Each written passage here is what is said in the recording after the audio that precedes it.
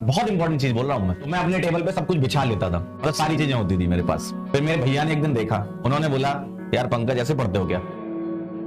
अगर आप कुछ चीजों को ध्यान रखो तो आपकी तैयारी एक प्रॉपर वे में, एक ऑर्गेनाइज वे में चलेगी।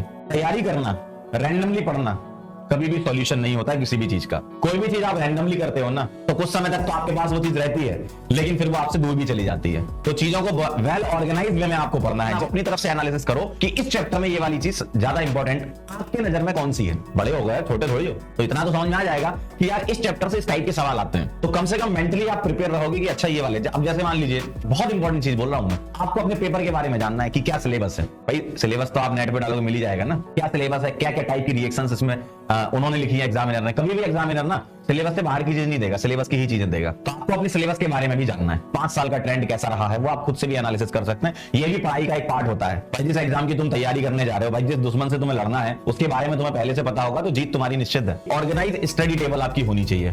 मतलब जिस टेबल पर आप बैठे हो ऐसा नहीं कि उसमें सारी भसड़ वही है।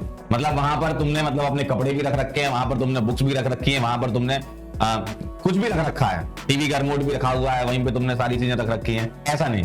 तो टेबल एकदम नीट एंड क्लीन होनी चाहिए। जो चीज आप पढ़ रहे हो वो चीज आपके सामने होनी चाहिए। एक्चुअल में ये चीज मेरे साथ हो चुकी है। जब मैं अपने तैयारी के वक्त की बात बताता हूँ आपको, जब मैं भी पढ़ता था तो मैं अपने टेबल पे सब कुछ बिछा लेता था, मतलब सारी चीजें होती थी मेरे पास। फिर मेरे भैया ने एक दिन देखा, उन्होंने बोला यार पंकज ऐसे पढ़ते हो क्या? क्योंकि उसमें क्या होता है ना, बहुत सारा भंडारा होता है ना, तो दिमाग उतना काम नहीं कर पाता। उन्होंने बोला कि सबसे पहले ये सारी चीजें यहाँ से हटाओ। जो चीज तुम पढ़ रहे हो, जो टेबल है, मैं यहाँ बार बार देख रहा हूँ कि यहाँ टेबल रखी है, तो जो चीज तुम पढ़ रहे हो सिर्फ वही चीज वहां पे रखो। आप जो चीज पढ़ रहे हो वही उस टेबल पे होना चाहिए। दिखाने के लिए बहुत सारा सजा लिया होता है ना, कई बार रिश्तेदार आते हैं मिलने के लिए, कभी कभी देखते हो अरे और क्या पढ़ता है बच्चा हमारा, बच्ची हमारी, मतलब बहुत पढ़ रही है, बहुत पढ़ रहा है। तो ऐसे देखने से थोड़ी होगा। दो दूसरे लोग देखेंगे, बड़ा मस्त मजा आएगा टेबल देखने में, यार क्या टेबल सजाई है। लेकिन टेबल पे जब आप पढ़ रहे हो, खुद के लिए पढ़ना है, दूसरों के लिए नहीं पढ़ना, तो सिर्फ वही चीज रखें अपने पास जो आपको पढ़नी है। नहीं तो आपका बार बार ध्यान इधर उधर भटकेगा। और जो दीवार है उसका भरपूर प्रयोग करें। जो चीज आपको याद करनी है कि हाँ यार मुझे 2 से 3 दिन या 4 दिन के अंदर ये चीज याद हो जानी चाहिए, वो आप अपनी टेबल पे चिपका लें, सामने मतलब दीवार पे चिपका लें। स्टिकी नोट्स वगैरह से चिपका के आप रख लें। कुछ आपने टेबल बनाई, कुछ फ्लो चार्ट बनाया, वो आपने चिपका लिया, तो बार बार चीजें दिखेंगी तो आपको याद रहेगी ना, है ना। तो सबसे पहले आपकी स्टडी टेबल वेल ऑर्गेनाइज होनी चाहिए। एक बढ़िया पेन स्टैंड आप रखें, उसमें पेन हो आपके पास, कलरफुल पेन होनी चाहिए, है ना। कुछ मार्कर्स, हाइलाइटर्स, वो सब होने चाहिए। और जो सब्जेक्ट आप पढ़ रहे हैं सिर्फ वही होना चाहिए उस टाइम पे। बाकी आप रैंक वगैरह है वहां पे रख लेना।